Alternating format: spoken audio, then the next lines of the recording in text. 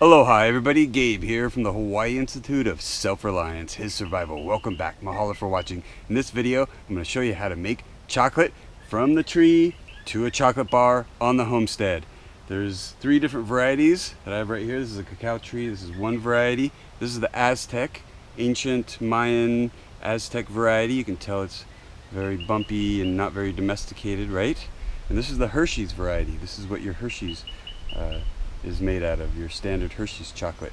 And this is old school, but this is even older, right? And how you tell that the pot is ready, you can shake it, right? And there's a rattle, you can hear the beans inside. And then if it was on the tree, and I'm not sure, I can scrape the skin, right? Just scrape the skin, and there's no green, right?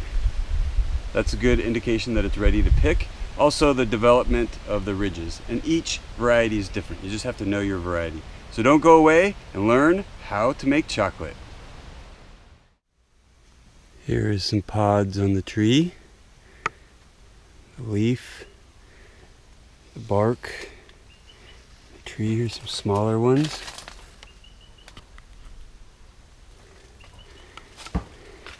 Here's a better example. Some smaller developing cacao pods. Here's another variety.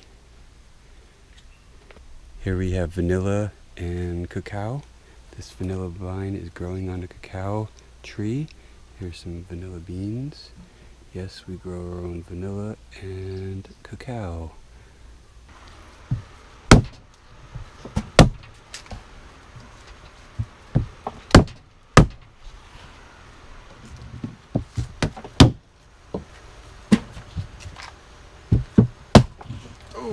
Busted that one up good. Okay, so what we're doing here is I'm breaking them open and he's putting the beans in the cooler to ferment. And we ferment these for about 5 days, keep it about 120 degrees. And what you're looking for is just the bean, and you don't want any grit or any sand or anything, or any of that part of it, or any of the rind. So you don't want any of this, you don't want any of that, and you don't want the seeds to be sprouted.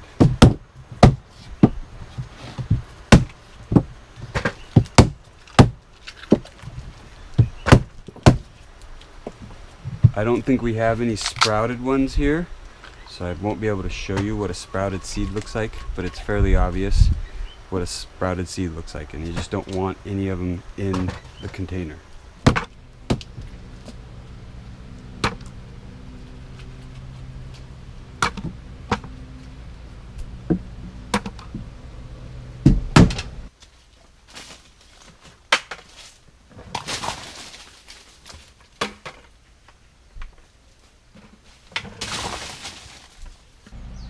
So this is what the sprouted beans look like. I actually did find some. They are right there, they're sprouted. And you don't want them in the fermentation container. And you don't want any of the rind, you don't want any of this. All of that goes back on the tree.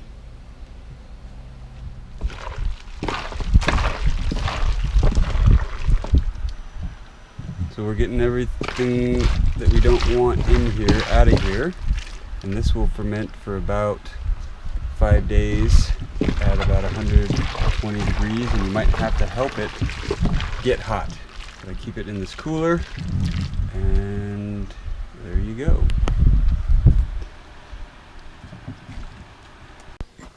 And we're going to put some of this into that and get the thing fermenting. This is still cold and inactive, right? So I can drain this one more time this afternoon before I put this in there, and this will be fizzing and going off pretty good by that time. And there's vinegar with the mother in there, you know, live vinegar bacteria and probiotic stuff and some yeast. And then you'll add that in after we get the juice that we want to drink right now. Yeah. So this is basically yeast to start the fermentation. And I'm going to show you that we're going to collect some of the juice. This is very rare, extremely rare, that you would actually get to see cacao juice from the bean.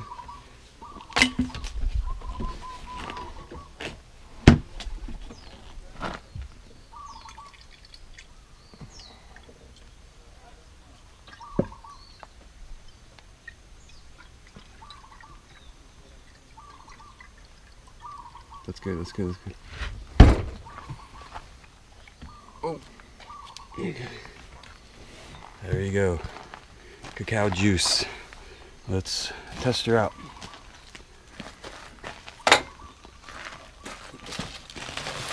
Oh my goodness. It's like drinking a Jolly Rancher. So good. Oh yeah. At the bottom of the cooler, where we're gonna put the seeds, you want something like this so you can collect the juice from the beans, the white part that comes off the beans. Here are some beans that have been fermenting for about 3 days. Now I want to mention this is a dry fermentation. They have a nice sweet vinegar smell.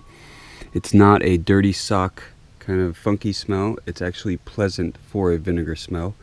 And I want to mention, like I said, it is a dry fermentation. Now when you collect the juice, the first day or two is good, but then you want to add, on the second day, you want to add some yeast and a little bit of vinegar to start the fermentation process. But that's after you drain the juice, because the juice is good without being fermented. Of course you can ferment it and you can make like a cacao juice wine, which is really good. So now what you want to do is you want to ferment these beans for 5 days total. If you go over 5 days, they could get kind of funky. Of course, you don't want any bugs. And like I said, it's a dry fermentation. You drain it every day. You mix it twice a day. And you want to keep it above 104 degrees. And there's a little trick by adding hot water bottles inside here. There's a hot water bottle buried in here. And that will keep it warm. And then these coolers will keep it warm. So I'm going to shut this lid to keep the heat up, to keep the fermentation going.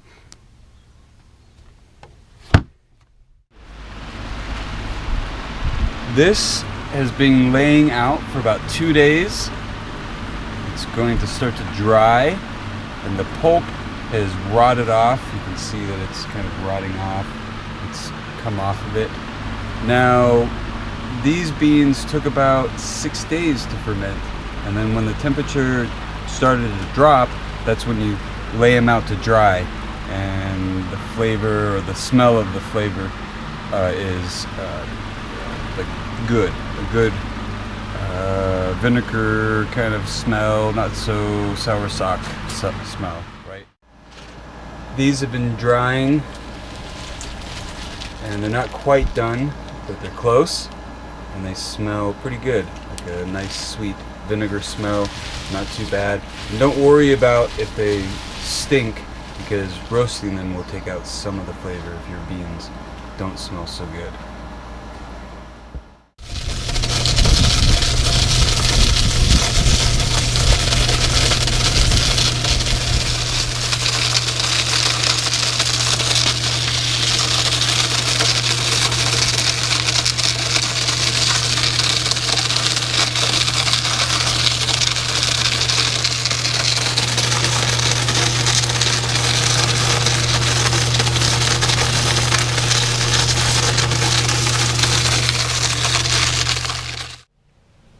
In this step, we are separating the inside of the bean from the outer shell, the outer parchment or chafe. Here, let's find one.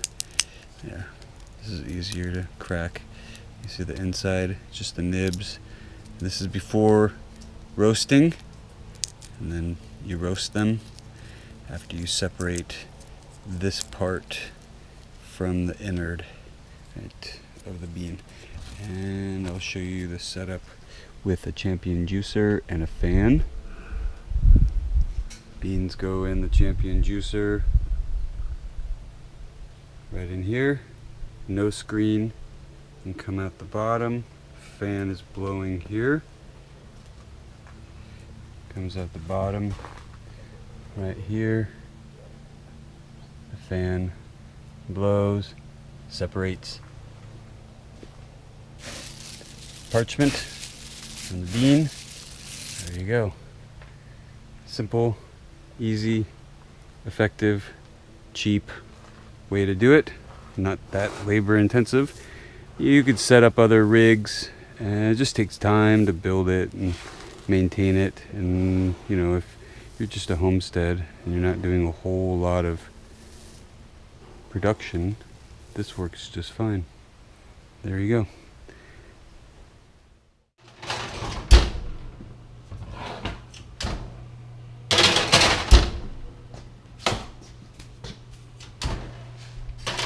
You can see just a little bit of smoke starting to rise off of there. About time to turn that temperature down. You see it's starting to get a dark color to it. And you can smell it.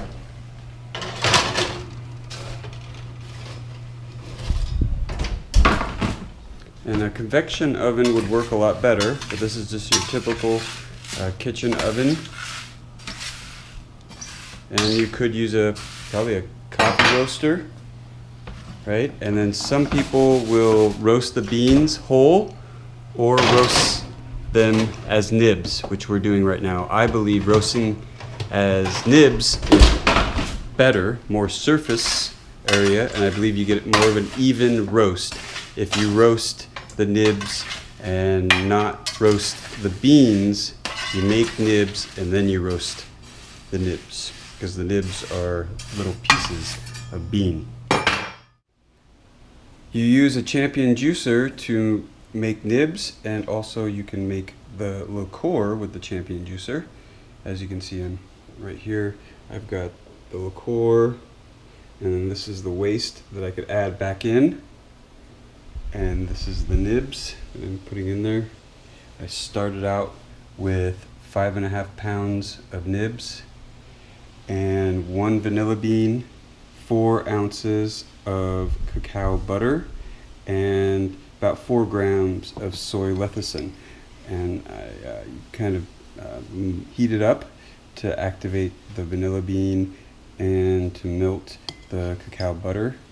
So I'm going to show you how I do this. It's going to get loud because a juicer is loud.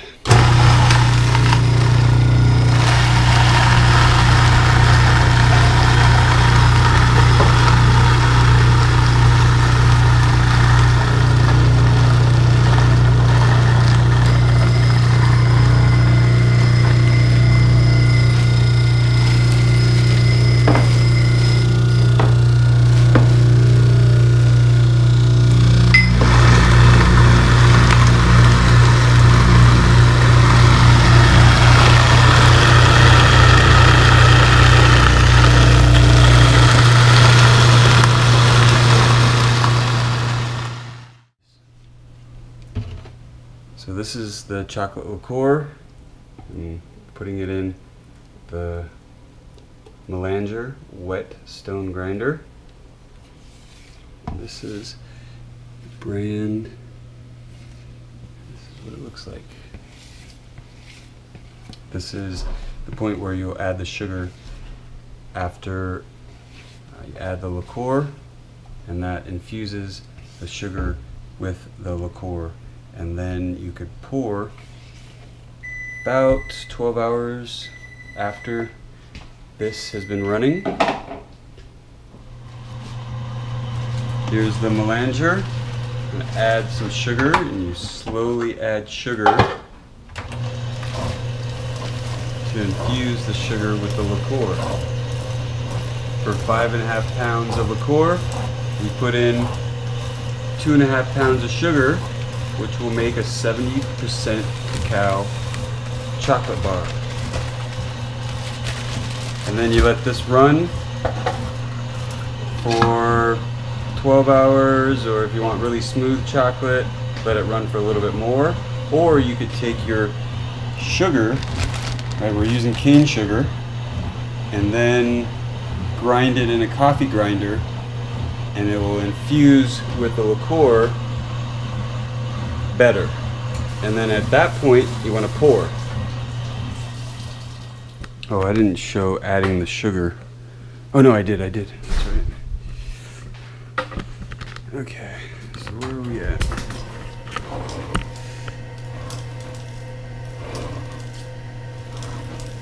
What's the temperature?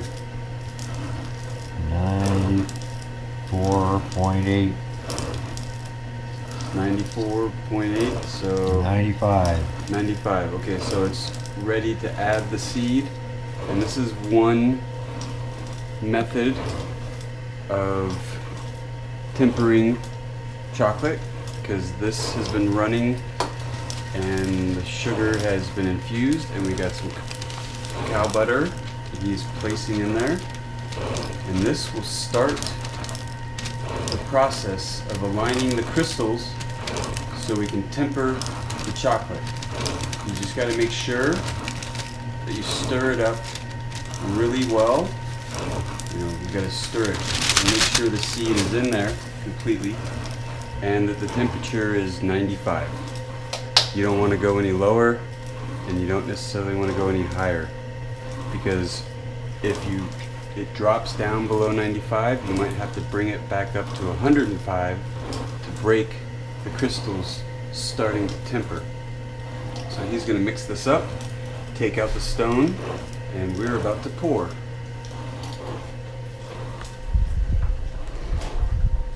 Well, and that's not exactly right. Oh, okay. I'm not exactly right. Okay. Because we do want it to go below 95. Well, I'm just saying before you put the seed in. Oh, well, yeah. Before you put the seed in. Now we want it to go lower. Now you're going to drop it, but you're going to mix it, and then the crystals are going to start to align. This is my buddy Gary. He's the chocolatier. Was that on film? Yeah, we're on right now. Sorry. No, because this is informational, and I'm just like an apprentice. So it's going to go down to about 93, and that's the time we're going to start pouring. 93, 92. okay, making sure you get 0 water in there. You want to stir it up real good with the seed in there. Melt all that stuff in. Melt the stuff together, because this is like the most important part. You have to start all over if you mess up the tempering, and it is not the easiest. It's definitely alchemy. There's no true science really necessarily behind this. It's kind of interesting.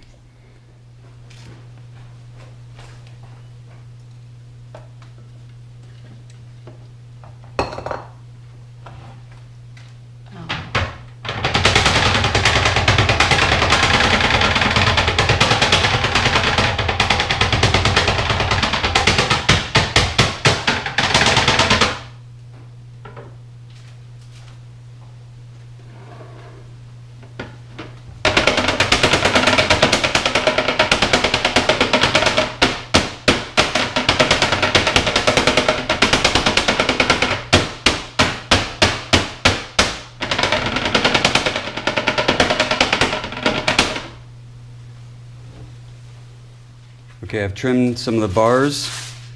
They're out of the mold. I trimmed them with the knife. There's just a little excess on the side. Not a big deal. Now, I'm going to do this kind of the old school way with a piece of tin foil. Willy Wonka.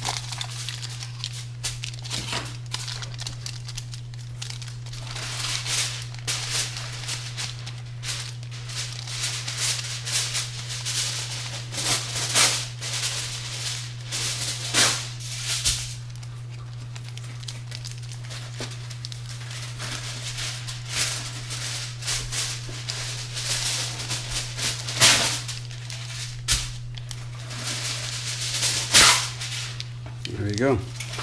Bar of chocolate. Homegrown, homemade, homestead chocolate. That's how we make chocolate. Now I'm just an apprentice. My buddy Gary, he's been doing it a lot longer than I, and I'm learning from him. And there's 7 steps to making chocolate, roughly. And I think the most important or the most difficult would have to be, the fermenting and the tempering, right? Because the fermenting, you want to draw out all that purple and or as much as possible. And the tempering is kind of tricky. You want it to be solid, right? And not flexible, but you want to have a break, good break. Here's a, you hear that? That snap? That's what you want. This is good tempered chocolate. And sometimes it can be hard because it will bloom, but blooming doesn't really necessarily affect the taste too much. It's just the look of it and how well it held the temper. So I'm going to try it. Oh yeah, that's some good stuff. There you go. Chocolate, homestead, made in Hawaii. I'm going to wrap this video up right here. I'm going to put a link in the description box where if you want to, you could donate and get some chocolate, and I'll put a link in the description box for that. And I'm here to answer any of your questions. Thank you for the like. Thank you for the subscription. Make sure you hit the bell symbol to get notification for when I upload a video. And until next time, aloha! Really good stuff. Oh yes. Just keep me awake. Keep you going for a long time. This is definitely one of the ultimate survival foods. Good old chocolate.